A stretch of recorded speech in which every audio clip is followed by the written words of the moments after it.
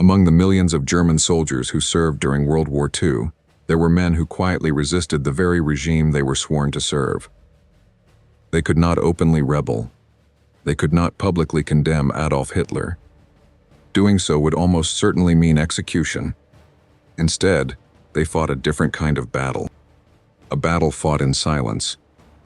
A battle where every small act of compassion carried enormous personal risk. Today's story is about one of those men. A German officer who wore the uniform of the Wehrmacht, yet secretly saved lives whenever he could. His name was Karl Plagg. Outside Germany, very few people recognize it.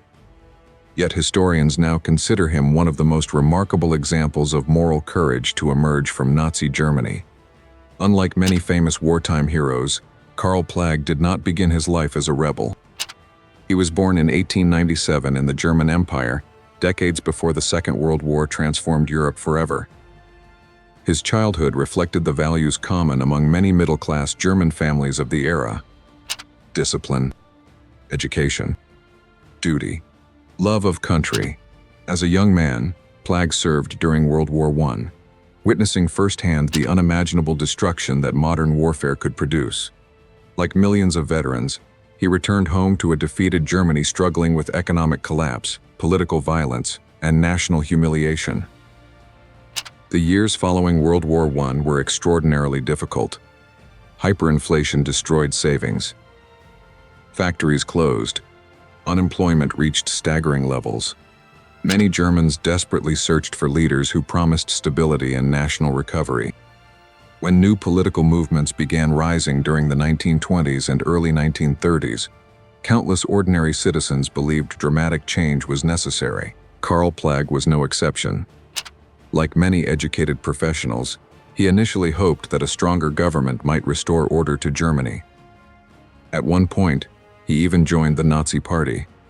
That decision would later become one of the greatest regrets of his life. Because the Germany he hoped to rebuild was not the Germany that Adolf Hitler intended to create. As the years passed, Plagg slowly witnessed the regime's true character. Political opponents disappeared. Freedom of speech vanished. Jewish citizens lost their rights one law at a time. Violence increasingly became an accepted tool of government. The ideals of rebuilding Germany had been replaced by hatred, persecution, and fear. Unlike many others, Plagg did not simply ignore what he saw. Friends later recalled that he became deeply uncomfortable with the regime's growing brutality. He reportedly argued against racist ideology whenever he believed it was safe to do so. Such conversations carried enormous risk. Under Nazi rule, criticism could easily attract the attention of the Gestapo. Even casual remarks made at work or among neighbors could lead to arrest. Yet Plagg never fully embraced the hatred surrounding him. When World War II began in September 1939 with Germany's invasion of Poland, Karl Plagg was already in his 40s. Unlike younger soldiers, he entered the war with maturity and extensive life experience. His professional background as an engineer proved valuable to the German army. Rather than serving primarily on the front lines, he received responsibilities involving military vehicle maintenance and transportation logistics. It was important work. Modern armies depended upon trucks, fuel, replacement parts. Without functioning transportation, even the strongest army eventually ground to a halt. As German forces advanced across Europe during the early years of the war, Plagg found himself serving in occupied territories. The victories came quickly: Poland, France, the Low Countries. Then, in 1941, Germany launched Operation Barbarossa, the largest military invasion in human history. Millions of German soldiers crossed into Soviet territory. Among the regions eventually occupied was Lithuania. There, Plagg received command of a military motor vehicle repair unit stationed near the city of Vilnius. At first glance, his assignment appeared routine: maintain military vehicles, keep transport running, support German operations in the east. But what surrounded his workshop would forever change his life. Soon after German occupation began, Nazi authorities established the Vilnius Ghetto. Thousands of Jewish men, women, and children were forced into overcrowded conditions behind walls and barbed wire. Food became scarce. Disease spread rapidly. Families disappeared during periodic deportations. Rumors circulated constantly. Officially, authorities claimed deported Jews were being relocated for labor. In reality, many were being taken to execution sites. Karl Plagg saw these events with his own eyes. He watched frightened families march through the streets. He heard stories from workers assigned to his unit. He recognized that something unimaginably terrible was taking place. Unlike many officers who simply followed orders without asking questions, Plagg made a quiet decision. If he could not stop the machinery of persecution, he would save as many people as possible from within it. His position gave him one valuable advantage. As commander of an army repair workshop, he could request civilian laborers deemed essential to military operations. The Wehrmacht constantly needed mechanics, metal workers, electricians, drivers, carpenters. Official paperwork carried tremendous authority. If Plagg declared someone necessary for maintaining military vehicles, higher authorities often approved the request. He began using that authority creatively. Instead of selecting only experienced craftsmen, he intentionally recruited Jewish workers who possessed little or no mechanical training. Tailors suddenly became mechanics. Teachers became welders. Shopkeepers became laborers. Many had never repaired an engine in their lives. That didn't matter. Plagg quietly arranged for them to receive training after arriving.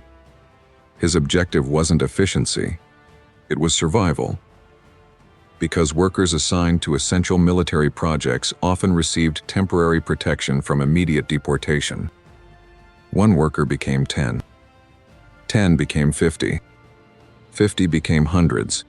Soon entire families depended upon the paperwork issued by Karl Plagg's office. He understood something profoundly important. Saving one worker often meant saving a spouse, children, parents, brothers and sisters. Each name placed on an employment list represented far more than one individual. It represented an entire future. Of course, none of this escaped notice forever. Some Nazi officials questioned why Plagg employed so many apparently unqualified workers. Others criticized what they viewed as excessive concern for Jewish laborers. Plagg answered carefully, always professionally. He insisted that vehicle maintenance required every available worker, that wartime shortages demanded flexibility, that production remained his highest priority. Officially, he was simply doing his job. Unofficially, he was quietly building a refuge inside one of history's darkest chapters. The risks grew greater with every passing month. The SS increasingly tightened control over occupied territories. Random inspections became more frequent. Executions continued. Entire ghettos disappeared across Eastern Europe. Plagg understood that one careless mistake could expose everything. Yet he continued, because by then, turning away had become impossible. Hundreds of innocent lives now depended upon one German officer's willingness to quietly challenge the system from within. He wore the same uniform as countless others. He saluted the same superiors. He signed the same military documents. But hidden beneath the ordinary routine of army administration, Karl Plagg had begun fighting an entirely different war. One not for conquest, but for humanity. And as the conflict intensified across Europe, his quiet acts of resistance would soon become even more dangerous. By 1942, Karl Plagg had come to a painful realization. He could no longer pretend that the crimes unfolding around him were isolated incidents. The evidence was everywhere. Entire Jewish neighborhoods vanished almost overnight. Workers who had reported to his vehicle repair shops one day simply never returned the next. Families disappeared without explanation. Rumors circulated constantly among civilians and soldiers alike. Some whispered about mass executions in nearby forests. Others spoke of trains carrying thousands of people eastward, never to be seen again. Official reports described these actions as resettlements. Plagg knew better. Although he did not yet understand the full scale of the Holocaust, he recognized that innocent people were being systematically murdered. Every passing month strengthened his determination. If he could not stop the machine, he would interfere with it whenever possible. His military workshop outside Vilnius slowly became something few people realized it was. Not simply a repair depot, a sanctuary.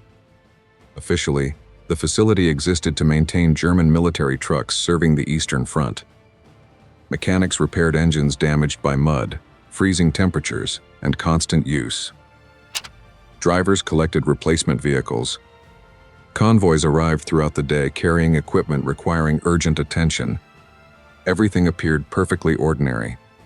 But behind that routine operation, Plagg quietly rewrote lives. Whenever German authorities requested lists of essential workers, he intentionally expanded them. If 20 mechanics were needed, he requested 40. If additional welders were required, he somehow found room for 50 more. Many of the names belonged to people with almost no mechanical experience. Some had previously worked as teachers, others had owned small shops. Some had been musicians, doctors, students, tailors. None of that mattered. Inside the paperwork, they became indispensable military laborers. The deception was remarkably simple.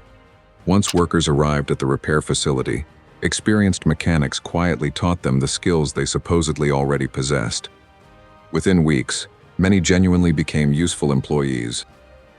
The workshop functioned efficiently. Military inspections found productive labor, and hundreds of civilians remained alive because German military records declared them essential. Every signature Karl Plagg placed on an employment document represented another chance at survival. The danger, however, increased constantly. The SS viewed Jewish workers very differently from officers in the regular German army. To many SS commanders, these laborers were disposable, temporary tools, nothing more. Inspections became increasingly frequent.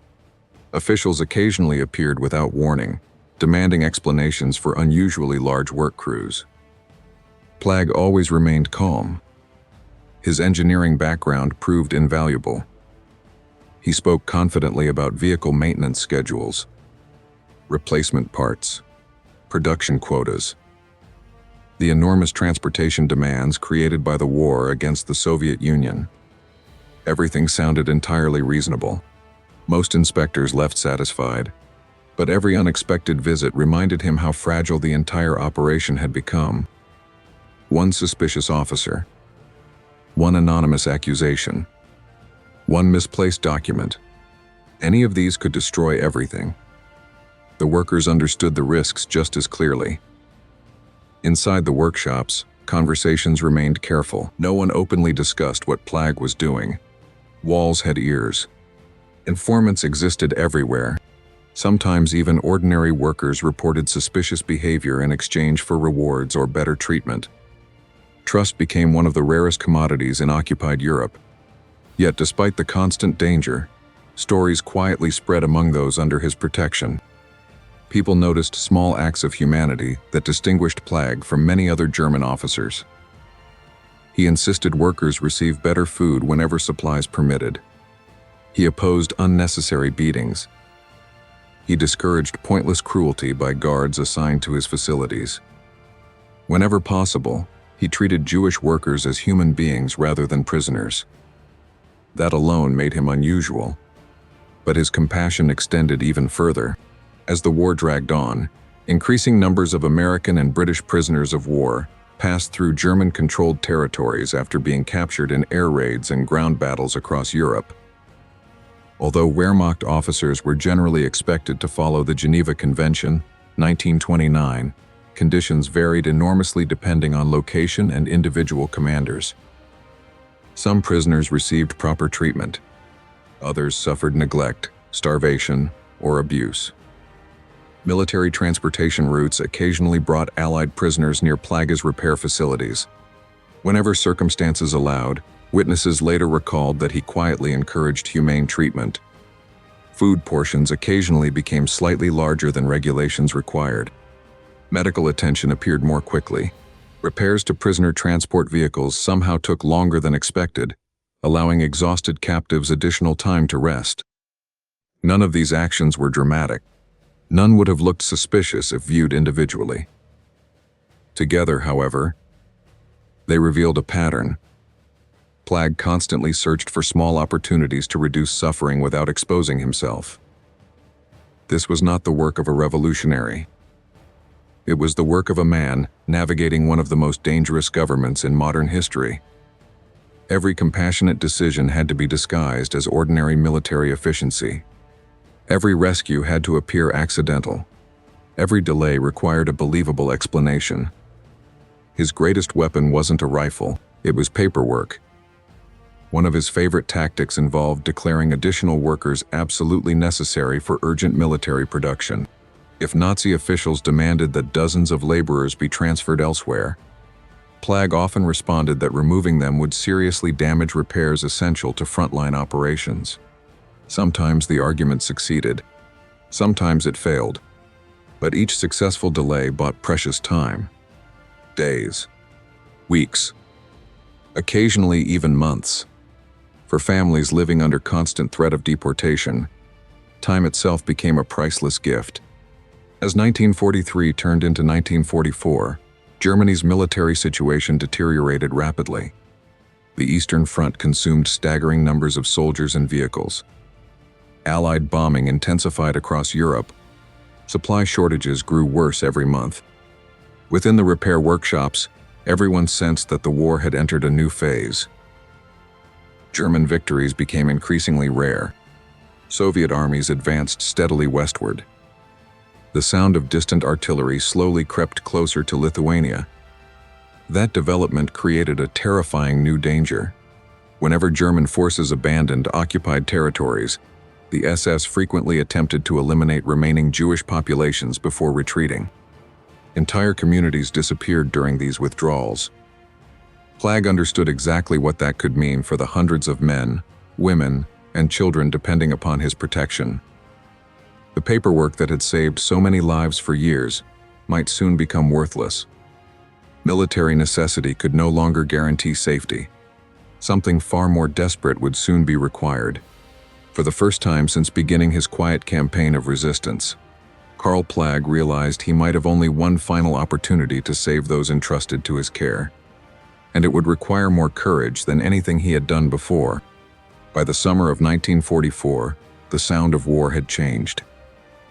For years, German forces had been advancing across Europe. Now, they were retreating. The once confident reports of victory had disappeared from military headquarters. Instead, officers spoke quietly about shortages. Fuel shortages, vehicle shortages, manpower shortages. Entire divisions that had once marched proudly across the Soviet Union were now fighting desperate defensive battles simply to survive.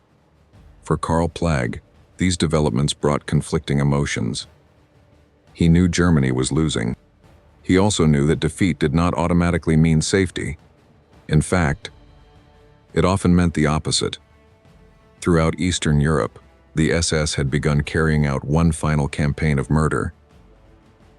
As Soviet forces advanced westward, Nazi authorities attempted to eliminate witnesses to their crimes. Entire ghettos were liquidated. Forced labor camps were emptied. Thousands of prisoners were executed before German troops abandoned their positions. Plag had watched enough over the previous 3 years to understand exactly what would happen next. The hundreds of Jewish workers and their families under his protection were living on borrowed time. His employment papers, his carefully written reports, his endless arguments with bureaucrats. None of them would matter once the SS decided the camp had to disappear. The question that haunted him was painfully simple. How could one German officer stop a system designed for mass murder? The honest answer was, he couldn't. But perhaps, he could save some. During the final weeks before the evacuation of Vilnius, Plag noticed increasing activity around the camp.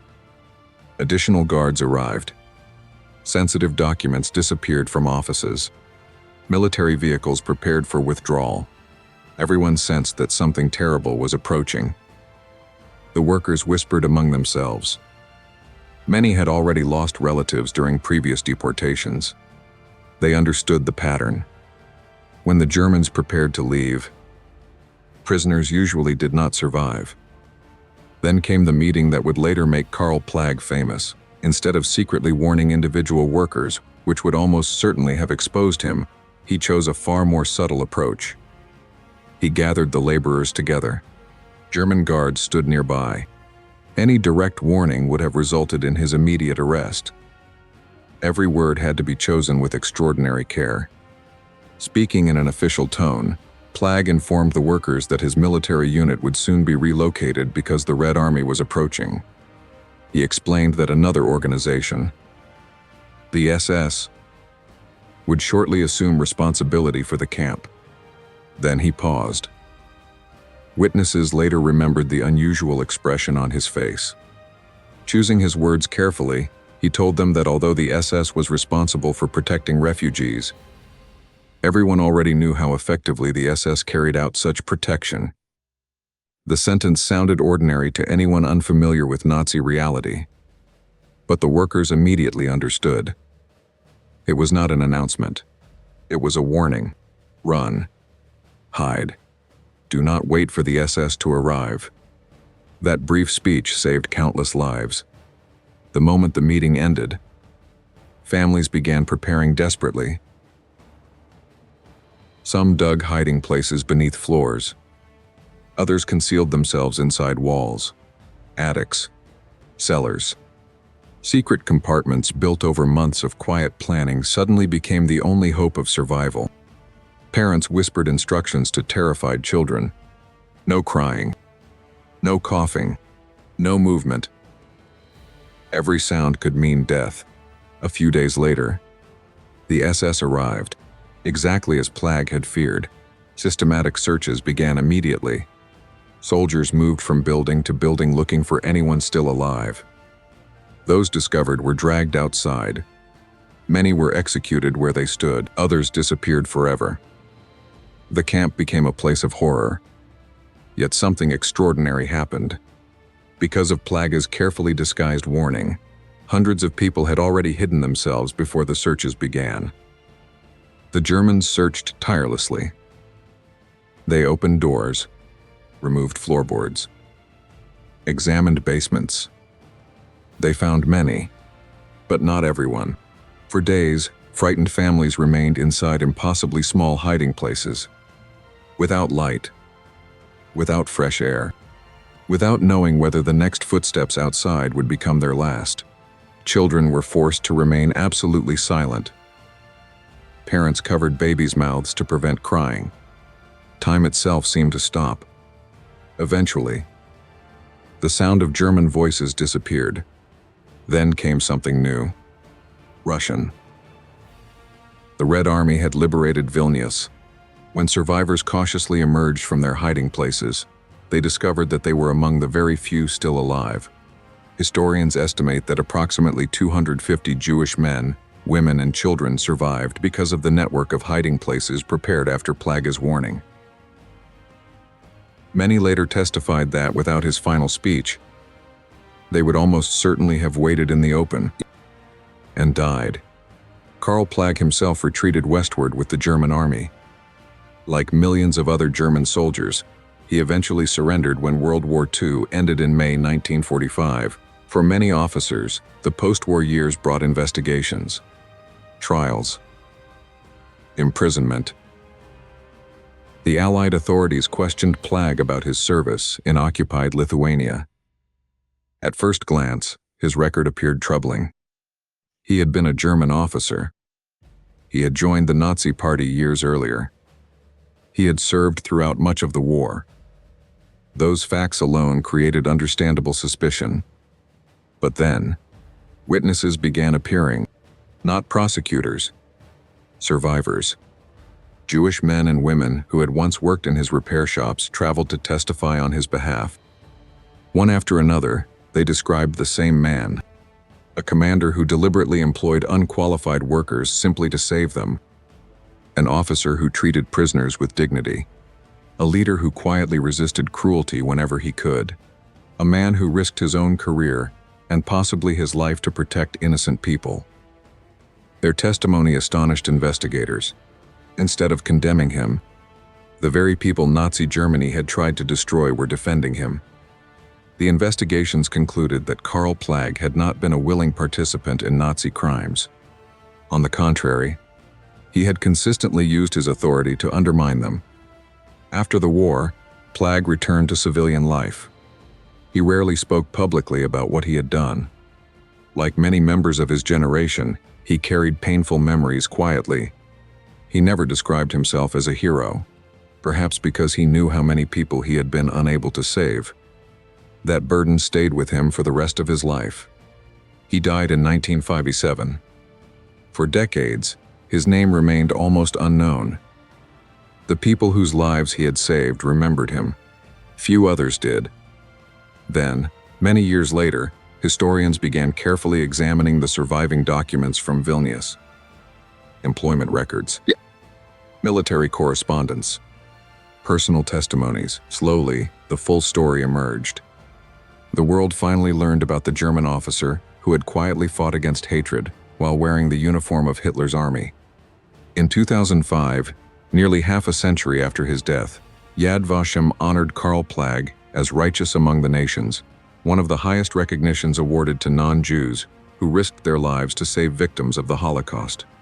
It was a recognition he never lived to receive, but one he unquestionably earned. Today, historians continue debating difficult questions about responsibility during wartime. Could more people have resisted? Should more German officers have acted as Plagg did? Those questions may never have complete answers. What we do know is this: Karl Plagg proved that even inside one of history's most brutal regimes, individual choices still mattered. He could not stop the war. He could not overthrow Hitler. He could not dismantle the Holocaust. But he refused to surrender his humanity. And because of that decision, hundreds of people survived to raise families of their own. Children who would never have been born came into existence because one officer chose compassion over obedience. Grandchildren, great-grandchildren, entire generations exist today because Karl Plagg quietly risked everything without expecting recognition. History often remembers the generals who won battles, the politicians who signed treaties, the famous commanders whose names appear in textbooks. But sometimes, the greatest heroes are those who never fired the decisive shot, those who fought not with weapons, but with conscience. Karl Plagg wore the uniform of Nazi Germany. Yet every chance he found, he used that uniform not to spread terror, but to protect the innocent.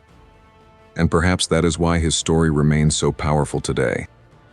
Because it reminds us that courage is not always found in defeating an enemy. Sometimes, the greatest courage is refusing to become one.